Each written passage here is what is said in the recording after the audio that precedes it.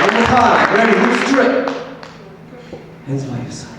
자, 차례 스탠스 안 움직이죠. 자, ready? begin.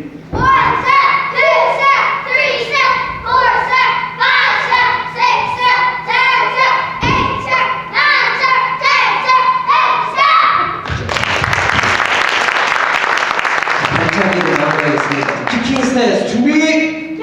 발차기 준비. 손에 발차기. 기압. 다시 한번 할게요. 기압 준비. 기압. 자, ready.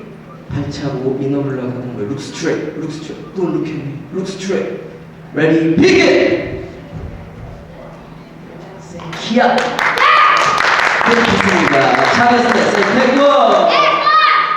원래 민혁이가 손은 가만히 있는 건데 차례 스탠스 하면 자꾸 민혁이 같이 아들입니다. Be together, look straight. 자, 감사합니다.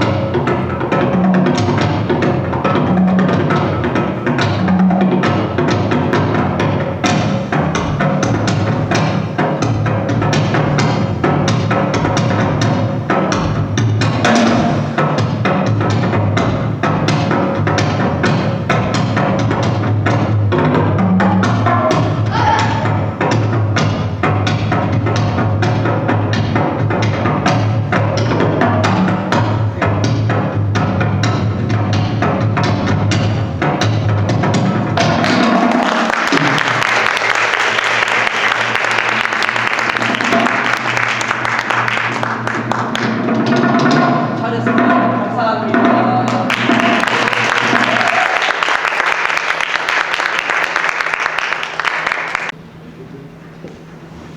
하기 전에 조금 저희 준비를 좀 해야 되니까요. 잠시만 기다려주세요.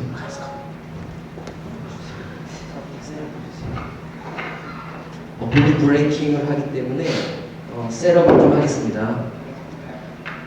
한 20초만 인내심을 해주시고 기다려주시면 감사하겠습니다.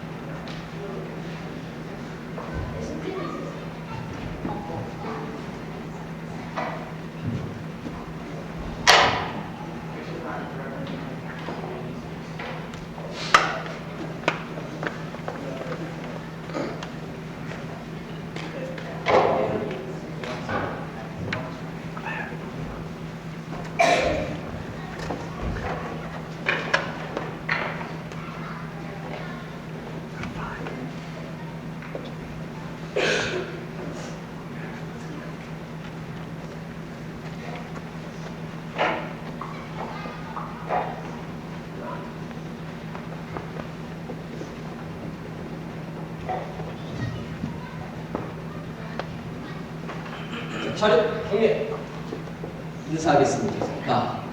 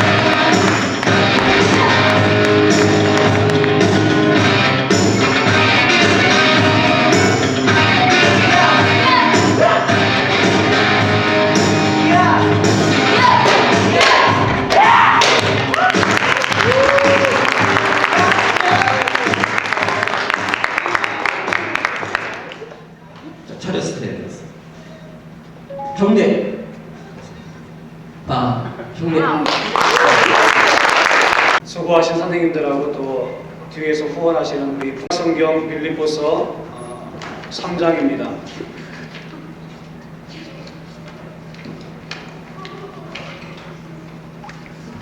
빌립보서 3장 7절 말씀부터 12절까지 말씀입니다. 한 절씩 하나님 말씀 교독할 때 성령께서 말씀 가운데 조명해 주시기 바랍니다. 7절 말씀은 제가 했습니다. 그러나 무엇이든지 내게 유익하던 것을 내가 그리스도를 위하여 다 해로 여길 뿐더러 또한 모든 것을 해로 여김은 내 주 그리스도 예수를 아는 지식이 가장 거성하기 때문이라. 내가 그를 위하여 모든 것을 잃어버리고 예수를 여김은 그리스도를 얻고 그 안에서 발견되려니 내가 가진 의는 율법에서 난 것이 아니요 오직 그리스도를 믿음으로 말미암은 것이니 곧 믿음으로 하나님께로부터 난 의라. 내가 그리스도와 그 부활의 권능과 그 은혜의 참여를 경험하여 그의 죽으심을 경험하다. 같이 읽겠습니다. 어떻게 해서든지 죽은 자 가운데서 부활에 이르려 하느니 내가 이미 얻었다 함도 아니요 온전히 이루었다 함도 아니라 오직 내가 그리스도 예수께 잡힌 바 된 그것을 잡으려고 달려간다. 아멘. 잠시 기도하겠습니다. 존귀하신 주님, 저희 가운데 부활을 맞이할 수 있는 크신 은혜와 또 사랑을 베풀어 주심을 감사드립니다. 부활절을 맞는 저희들의 심령 가운데 체험적인 사건이 되게 도와주시고 우리가 부활하신 예수님을 만나는 놀라우신 은혜가 있게 해 주옵소서. 그래서 매일매일의 삶이 부활의 기쁨과 감격과 소망을 안고 사는 복된 삶이 되게 해 주옵소서. 하나님 말씀 나누기 원합니다. 성령님 우리 가운데 감동하시고 생명의 빛으로 저희 가운데 조명하여 주옵소서. 예수님의 이름으로 감사하며 기도드리옵나이다. 아멘. 할렐루야. 조용하시군요. 이렇게 우리 교회인데 낯설 수가 있나? 피드백을 잘 해주셔야 돼요. 반응을. 그래야 서로가 서로에게 시너지 효과에 의해서 그렇게 은혜로운 설교도 할 수 있고 또 은혜로운 설교를 또 받을 수도 있고 그러는 줄로 압니다. 부활하신 주님께서 오늘도 우리와 함께 계심을 분명히 믿습니다.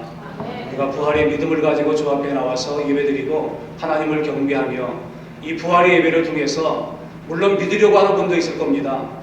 부활의 주님을 만나지 못해가지고 부활이 내 마음 가운데 아직은 믿음으로 와닿지 않는 그런 분들은 부활절을 통해서 주님을 만나려고 하는 사모함을 가지고 나올 수도 있겠고 또 많은 분들은 이미 부활하신 예수님 만나고 내 안에 모셔드렸는데 이 부활절을 통해서 다시 한번 확인하는 겁니다. 그리고 결단하는 거지요. 부활의 주님이 계심으로 내가 그 부활의 주님과 함께 믿음과 신앙의 길을 담대하게 갈 수 있고 그리고 이 여정이 끝나는 그 끝에서 나를 위해서 멸류관을 준비하신 그 영광의 주님을 내가 만난다라고 하는 소망을 가지고 걸어가는 그것이 바로 부활주일이 우리 가운데 주는 유익이 아닌가 그렇게 생각되어집니다. 제가 설교를 준비하다가 유머를 하나 봤습니다. 그래서 그 유머를 여러분과 잠깐 나누고 설교의 그 이야기를 시작하려고 합니다. 노인 세 분이 군대 얘기를 하고 있었습니다. 남자들이 모이면 제일 많이 하는 얘기가 군대 얘기라고 그러지요. 여자들은 제일로 싫어하는 얘기 중에 하나고요. 근데 군대 얘기를 하고 있었습니다. 먼저 김씨 성을 가진 김노인이 이렇게 얘기를 했습니다. 내가 천원 전투에서 눈을 총알 맞았는데 그때 군의관이 다른 사람의 눈을 빼가지고 내 눈에다가 집어넣는데 지금까지 내가 아주 잘 보고 있다고 그렇게 얘기를 했습니다. 그러니까 옆에 있던 박노인이 이렇게 얘기를 했어요. 그러냐고. 난 낙동강 전투에서 두 다리를 총에 맞아가지고 잃어버렸는데 군의관이 다른 사람의 그 다리를 갖다가 감쪽같이 붙여줘가지고 지금까지 내가 건강하게 멀쩡하게 다니고 있다고 이 다리를 보라고 그러면서 자기 다리를 갖다가 툭툭 치는 겁니다. 근데 옆에 이노인이라고 이제 이분이 앉아있었는데 이분은 가만히 있는 거예요. 그러니까 옆에 있던 김노인이 이렇게 얘기를 했습니다. 아유, 이노인 뭐 할 얘기 없냐고. 그러니까 이노인이 이렇게 얘기를 했습니다. 겸연쩍은 표정을 지으면서 난 사실 뭐 별로 자랑할 게 없다고. 근데 별로 자랑할 게 없는데 뭐 한 가지 있다면은 백마고지 전투에서 한 번 전사한 거 빼고는 내가 별로 할 얘기가 없다고 그렇게 얘기를 합니다. 군대 용어이기 때문에 혹시 전사가 뭔지 모르죠. 한 번 죽었다는 겁니다. 아직도 이해가 안 되시나요? 총에 맞아가지고 죽었는데 살아났다는 겁니다. 근데 그거 이외에는 난 특별히 뭐 자랑하고 얘기할 게 없다라고 그렇게 저면쩍게 아주 태연하게 얘기를 하더랍니다. 원래 남자들이 모이면요 군대 얘기 많이 하고요 그 90%는 거의 다 뻥입니다. 그러니까 남자들이 뭐 군대 가서 내가 뭐 했다라고 얘기하는 건요 그냥 또 뻥치는구나 그렇게 생각하시면 됩니다. 뭐 나라는 자기가 다 구했어. 전쟁은 자기가 다 구했고요 적군에 있던 아군들을 갖다가 그 부수작전하는 건 자기가 다 했습니다. 남자들이 좀 이 뻥이 좀 센 부분이기도 한데 제가 이 말씀을 드리는 이유는 왜 그러냐면은 내가 뭐 할 얘기는 없고 백마고지 전투에서 한번 죽은 것 빼고는 내가 다른 거 뭐 얘기할 거 없다라고 뻥으로 얘기한 그 이야기가 혹여나 우리가 부활절을 맞이하고 있는데 부활절을 맞이하는 이 부활에 관해서도 똑같은 내용으로 똑같은 그러한 생각을 가지고 접근하는 그러한 사람들이 세상 가운데는 적지 않게 많이 있다라고 하는 겁니다. 그거는 군대 이야기처럼 뻥치는 이야기고 어떻게 죽었던 사람이 다시 살아날 수 있을까? 어떻게 하나님이 육신을 먹고 이 세상에 오셔가지고 우리의 죄를 위해서 십자가에서 죽으셨는데 그 죽었던 그분이 어떻게 그 죽음을 이기고 다시 살아날 수 있고 우리의 구세주가 될 수 있는가라고 하는 이 이야기를 믿지 않는 사람들이 세상에 너무나 많이 있다라고 하는 겁니다. 그런데 여러분 기독교는 우리가 아는 것처럼 부활의 종교입니다. 그래서 반 브레인이라고 하는 학자는 이런 말을 했습니다. 부활 이전에 크리스찬은 없었다라고요. 부활 이전에 크리스찬은 없었다. 결국은 크리스찬 기독교의 시작이 무엇으로부터 출발된 겁니까? 예수 그리스도의 부활로부터 기독교가 출발되어지고 그리고 그 예수 그리스도를 믿는 크리스찬들이 비로소 생기게 되었다라고 하는 겁니다. 그래서 부활 사건은 기독교의 근간을 이루는 사건이고요. 우리의 마음 가운데 부활의 신앙을 갖고 이 험악한 세상 가운데서도 그 부활의 신앙을 의지하면서 그렇게 믿음으로 걸어가야 되는 줄로 압니다. 부활에는요 3가지의 차원이 있다고 보통 얘기를 합니다. 첫째는요 예수님의 부활이 역사적 사실이라고 하는 겁니다. 이거는 과거의 사건입니다. 십자가에서 죽으시고 장례에 되었다가 사흘 만에 부활하신 그 사건입니다. 그것은 역사 속에 있었던 단연적인 사건입니다. 그것이 역사의 흔적 가운데 증거물로 우리 가운데 부활을 분명하게 가르쳐 주고 있죠. 그런가 하면 두 번째는요 현재적 성도의 부활 생활이 있습니다. 이게 이제 저와 여러분이 지금 누리고 있고 체험하고 있는 그 부분입니다. 이건 뭐냐면은 부활하신 예수님을 내가 만나는 겁니다. 부활하신 예수님을 내 마음 가운데 영접함으로 말미암아서 내 마음 속에 그리고 나의 인생 가운데 그 부활로 말미암는 새로운 그러한 삶의 풍성함과 그리고 변화와 은혜와 능력들을 체험하는 삶, 그것이 바로 현재 성도의 부활의 경험이고 그리고 우리가 지금 누리고 있는 부활의 그러한 속성이 된다라고 하는 겁니다. 제가 그런 생각을 해봤습니다. 부활 설교는요, 이건 사실은 설교는 그냥 부활 신앙에 대한 논증입니다. 부활 신앙의 역사적인 사실이고 그것이 또 성경에 기록되어 있는 그러한 하나님의 초자연적이고 초인간적인 하나님의 역사다라고 하는 것을 그렇게 변증해 주고 있는 것입니다. 중요한 건 뭐냐면요, 그 부활 신앙을 우리의 마음 가운데 가져야 되는데 이거는 이론이나 혹은 관념이나 논리로 되어지는 사건이 아니라고 하는 겁니다. 부활은요, 이론으로 내가 받아들인 사건이 아닙니다. 지식으로 또 아는 사건도 아닙니다. 부활 사건은 내가 어떻게 내 마음 가운데 모셔드릴 수 있을까요? 한 가지밖에 없습니다. 그럼 부활하신 예수님 만나야 돼요. 여러분 믿습니까? 네. 부활하신 예수님 만나지 않으면요, 부활신앙은 죽었다 깨어나도 없습니다. 교회 생활 아무리 오래 했다 하더라도요, 이 부활신앙이 내 가운데서 부활의 생명과 부활의 은혜와 부활의 능력과 부활의 성함으로 절대 내 가운데 와닿지 않습니다. 하지만 부활하신 예수님 만나면은요, 그 다음에는 논리적이나 혹은 또 이론적인 것이 내 가운데 부족하다 할지라도 내 삶 가운데 부활하신 만난 그 체험적인 그 은혜로 말미암아서 나의 삶이 부활의 생명과 그리고 은혜 가운데 살 수 있게 되는 줄로 압니다. 네. 그렇기 때문에 여러분들 가운데 긴 설교를 사실 드리는 것보다 너무나 간절하게요, 부활하신 예수님 만날 수 있는 그런 축복이 우리 모두에게 함께하기를 예수님의 이름으로 간절히 부탁을 드립니다. 네. 부활하신 예수님 만나야 돼. 그래야 부활의 신앙이 있고 나의 삶이 변화되는 거예요. 여러분, 우리가 아무리 영쓰고 애쓰고요, 노력하고 결단한다 할지라도요, 내 삶을 내 마음대로 하지 못합니다. 하지만 부활하신 예수님이 내 마음 가운데 들어오시면요, 그 생명의 능력과 역사로 말미암아서 내가 할 수 없는 그것들을 그 부활하신 주님의 능력으로 말미암아서 할 수 있게 되어지는 겁니다. 네. 사랑하는 거 그래요. 여러분, 원수 어떻게 사랑할 수 있습니까? 원수 사랑할 수 없어요. 안 보이면 모르지요.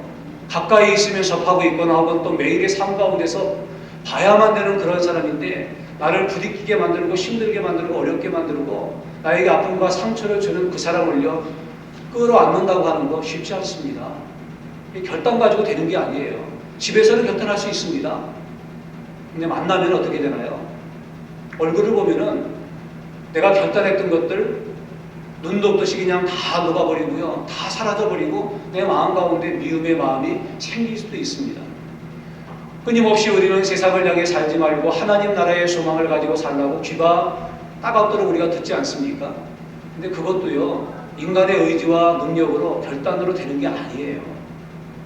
세상은 밀접하게 가까이 있고요, 우리가 삶의 발판을 두고 걸어가는 게 바로 세상 아닙니까? 세상 한복판에 우리가 있는데 어떻게 우리를 끊임없이 유혹하고 우리에게 와서 달콤하게 또 아름다운 것으로 그렇게 우리의 마음을 빼앗아 가려고 하는 세상의 것들이 얼마나 좋습니까? 얼마나 화려해 보입니까? 어떤 분은 세상의 것들을 미끼라고 표현했지 않습니까? 미끼는요, 물고기가 물지 않고는 견딜 수 없을 만큼 화려한 겁니다. 저거 먹으면은요, 뭔가 될 것 같아요. 내가 행복한 인생 살 것 같고요, 부유로운 인생 살 것 같고, 그 다음에 정말 기쁨이 넘치는 그런 인생 살 것 같은 게 미끼 아니겠습니까? 그래서 무는 거예요. 결국 어떻게 됩니까? 근데 결국 우리가 살고 있는 세상 가운데도 끊임없이 우리에게 이러한 유혹들과 또 이러한 어려움들과 또 이러한 참기 힘들고 우리가 해결할 수 없는 일들이 우리 가운데 얼마나 많이 오는지 모릅니다. 그거 여러분, 우리의 결단과 의지 가지고요, 절대 하지 못해요. 제가 해보니까 그렇더라고요. 여러분도 그걸 아마 느끼신 분들이 너무나 많을 거예요. 여러분, 우리가 부활의 신앙을 산다는 것이 결국 뭡니까? 그것은 하나님의 생명이 우리 안에 들어와서 우리가 하나님의 마음을 갖게 되고요, 하나님의 생각을 갖게 되고 하나님의 창조의 능력으로 말미암아서 내가 할 수 없는 그 일을 내 안에 거하시는 그 부활의 주님, 창조의 하나님의 능력으로 말미암아 할 수 있게 되어지는 것, 그것이 바로 뭡니까? 그게 바로 부활신앙인 거예요. 그게 바로 믿음으로 사는 겁니다. 그래서 우리가 이 땅에서 그러한 믿음의 여정을 그 성령님의 인도하심과 부활하신 예수님과 함께 동행하는 삶을 살다가 우리를 위해서 예비하신 영원한 천국 가운데 거하는 것, 그게 바로 부활의 완성인 거지요. 네. 결국 여러분, 우리가 육신의 장막을 벗고 하나님 나라에서 하나님과 방불하게 되는, 이 얘기는 뭐냐면은 하나님의 생명과 함께 되는 겁니다. 영생은 바로 그런 거예요. 여러분, 그것은 바로 부활의 완성인 거지요. 그때까지 우리는 세상에서 지금 말씀드렸던 것처럼 현재적인 성도의 부활의 체험의 삶을, 경험을 가지고 우리가 살아야 한다고 하는 겁니다. 그래서 우리가 성령님을 마음 가운데 영접해야 되고 부활의 신앙을 가져야 되는 이유가 바로 여기 있습니다. 부활의 신앙이 없으면요, 그건 신앙이 아닌 거예요. 어떻게 여러분 예수 그리스도의 생명이 내 가운데 와 있지 않는데 우리가 어떻게 그분을 섬기고 그분을 믿고 그분을 따르고 그분의 길을 걷는다고 말할 수 있겠습니까? 그건 아니에요. 그건 종교적인 거지요. 그건 신앙이 아닙니다. 신앙은요, 부활하신 예수님 만나고요, 그 생명이 내 안에 들어와서 그 생명으로 내가 사는 것, 그것이 바로 부활신앙인 거예요. 그래서 우리가 잘 아는 사도 바울이 즐겨 애송하고 또 우리가 알고 있는 갈라디아서 2장 20절 말씀에 사도 바울은 이렇게 고백해주고 있지 않습니까? 내가 그리스도와 함께 십자가에 못 박혔나니, 이건 같이 죽은 거지요. 그런즉 이제는 내가 산 것이 아니요 내 안에 그리스도께서 사신 것이라. 이 그리스도는 어떤 그리스도입니까? 죄와 사망의 권세를 이기시고 무덤에서 부활하신 바로 그 부활의 주님 아닙니까? 내가 그리스도와 함께 사는 것, 이제 내가 육체 가운데 사는 것은 나를 사랑하사 나를 위하여 자기의 몸을 버리신 하나님의 아들을 믿는 믿음 안에서 사는 것이다 라고 고백해 주고 있습니다. 이 모든 것들이 부활의 주님, 생명의 주님, 그 주님이 내 마음 가운데 오실 때에 비로소 이루어지고 맺을 수 있는 그러한 삶이고 열매인 것을 우리 가운데 가르쳐 주고 있는 것입니다. 그래서 간절하게 바라는 것은 부활 주일을 맞이하면서 다른 설교가 사실 필요 없어요. 아무리 좋은 설교 듣는 것은요, 그냥 감명만 받을 수 있습니다. 좋은 설교 들었고 좋은 이야기 유익했어. 하지만 이 전을 떠나고 나갈 때에는요, 다 잊어버립니다. 하지만 이 부활주의를 맞이하면서 여러분이 진정 나의 죄를 위해서 십자가 위에서 대속의 죽음을 죽으시고 3일 만에 부활하신 그 주님을 내 마음 가운데 만나고 영접하고 모셔드리는 이 은혜를 경험하게 되어지면은 이전과 여러분의 삶이 180도로 변해지는 하나님의 창조의 신비와 그리고 하늘의 놀라우신 은혜와 능력들을 경험하게 되는 줄로 믿습니다. 그때부터는 내가 하는 게 아니에요. 내 안에 계시는 부활의 주님이 함께 하심으로 말미암아서 하는 일이지. 제가 어떤 분의 간증을 읽어보았습니다. 이 젊은 부부였는데요, 이분들이 개성이 좀 강한 그런 부부였습니다. 근데 그 공부하러 유학 갔다가 그 공부하던 중에 서로 만나가지고 결혼하게 되었습니다. 근데 보니까 두 사람이 개성이 너무 강하고요, 자존심이 너무 강하다 보니까 이 싸우지 않는 날이 없을 정도로 거의 매일 싸우는 겁니다. 그러니까 얼마나 지치겠습니까? 그런데 시간이 지나니까 이제 아이까지 둘 생겨가지고 정말 심각한 상황 가운데 이제 이르게 됐습니다. 그래서 뭐 이 방법 저 방법 다 써봤지만 이제 안 되는 거예요.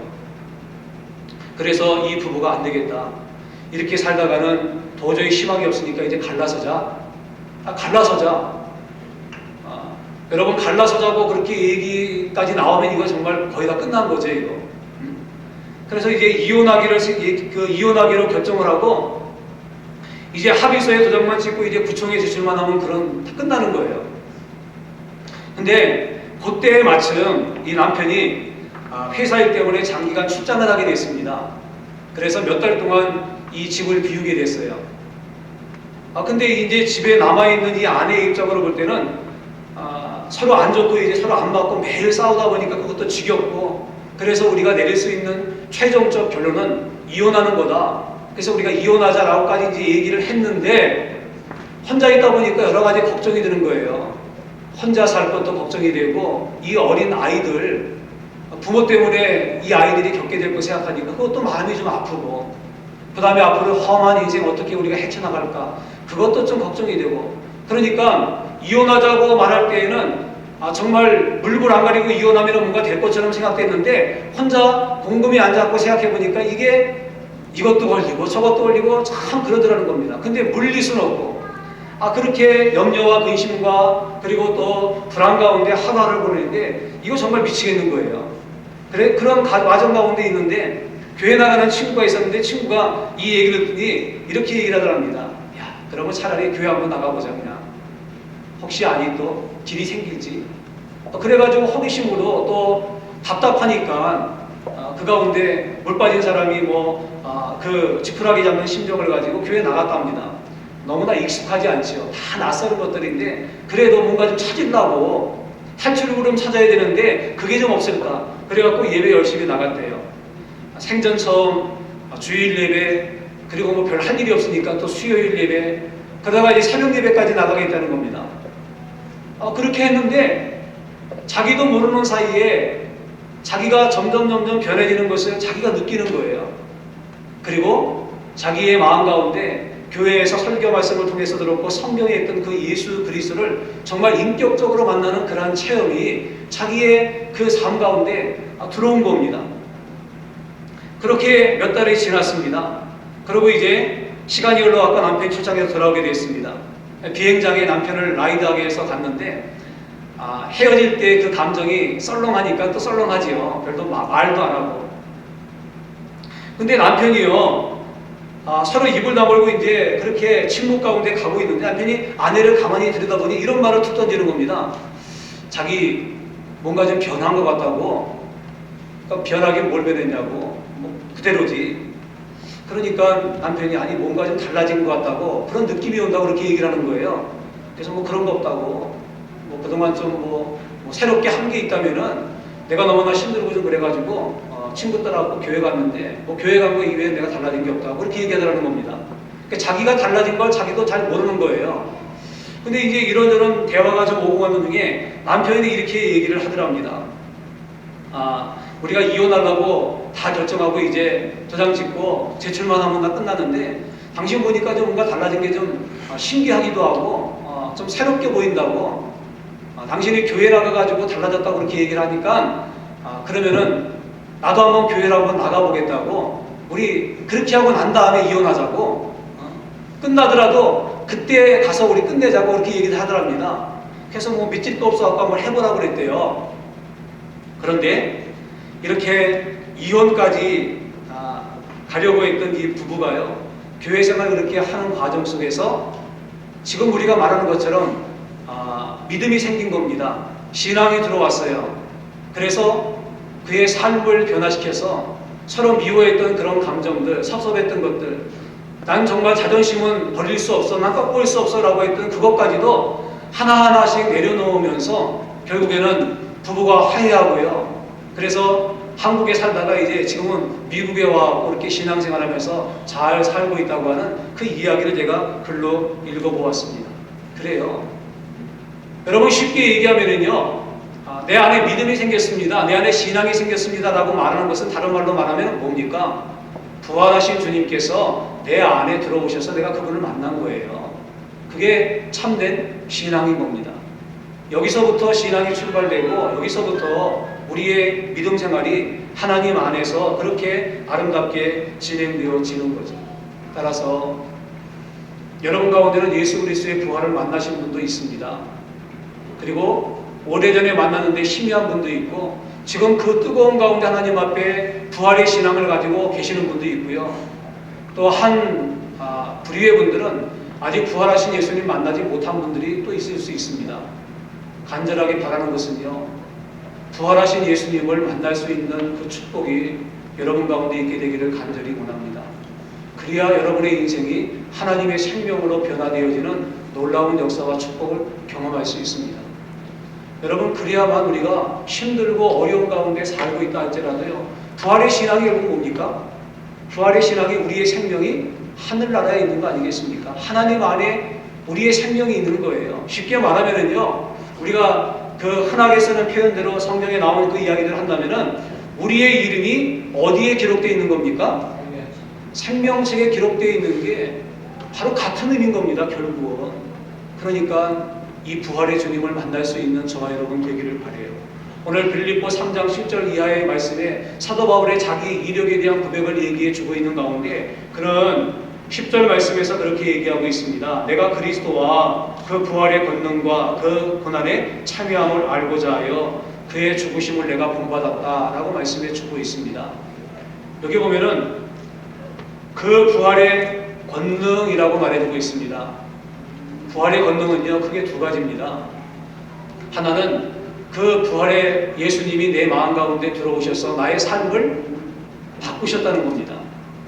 그래서 내가 이전에는 예수 그리스도를 핍박하는 삶이었는데 부활하신 예수님 만나고 부활하신 예수님이 내 안에 들어오니까 내가 핍박했던 그 예수 그리스도가 정말로 참 하나님이시고 나의 구주가 되시는 것을 내가 온 몸으로 전 인격으로 나의 전 삶으로 깨닫게 되어지고 이제는 나의 삶의 목표와 중심이 그 예수 그리스도를 향하는 새로운 삶으로 변화되어졌다라고 하는 것을 얘기해 주고 있고요. 또 하나 부활의 권능이라는 것은 뭡니까? 그건 바로 죽음을 뛰어넘어서 우리가 예수 그리스도와 함께 영원한 생명으로 사는 것, 그것을 우리 가운데 얘기해 주고 있습니다. 여러분, 이게 있으면 얼마나 행복할까요? 그렇지 않습니까? 부활의 신앙이 있으면요 죽음 자체가 두렵지 않은 겁니다. 여러분, 세상의 사람들이 제일로 두려워하는 게 뭡니까? 죽음이거든요. 죽으면 다 끝나기 때문에 그렇죠. 근데 예수 그리스도를 믿는 이 부활의 신앙 가운데 서게 되어지면요 죽음을 두려워하지 않습니다. 왜 그럴까요? 죽음은 끝이 아니기 때문에 그런 겁니다. 네. 우리가 지금 죽어도요 끝나거나 소멸되거나 허망하게 모든 것이 사라지는 것이 아니라 지옥 가는 것이 아니라 우리가 어디 갑니까? 여러분, 어디 가요? 천국 가요. 확실하게 믿습니까? 네. 그러니까 이게 얼마나 큰 건지 몰라요. 얼마나 소중한 건지 몰라요. 얼마나 강력한 무기가 되어지고 우리가 이 세상을 담대하게 용기 있게 살 수 있는 근거가 되는지 모른다고 하는 거죠. 그것이 바로 우리에게 주어질 세 번째 내세적인 영원한 생명으로서의 부활의 산 소망이 우리에게 주어진다고 하는 겁니다. 따라서 여러분, 이 시간에 내가 되누차 강조하는 것은 부활하신 예수님 만날 수 있는 이 축복이 우리 모두에게 함께할 수 있기를 예수님의 이름으로 축복을 드립니다. 그럴 때 세상에서도 우리가 부활의 열매를 맺고 살 수 있고요. 그리고 이 세상의 삶이 언제 마감될지 모르지만은 그 죽음 너머에 우리를 위해서 예비해 놓으신 영원한 하나님 나라의 이 축복과 그리고 영광스러움과 상급이 우리 모두에게 주어질 줄로 믿습니다. 이러한 축복을 마음 가운데 소망하며 살 수 있는 저와 여러분 될 수 있기를 예수님의 이름으로 축복을 드립니다. 다 함께 일어나겠습니다.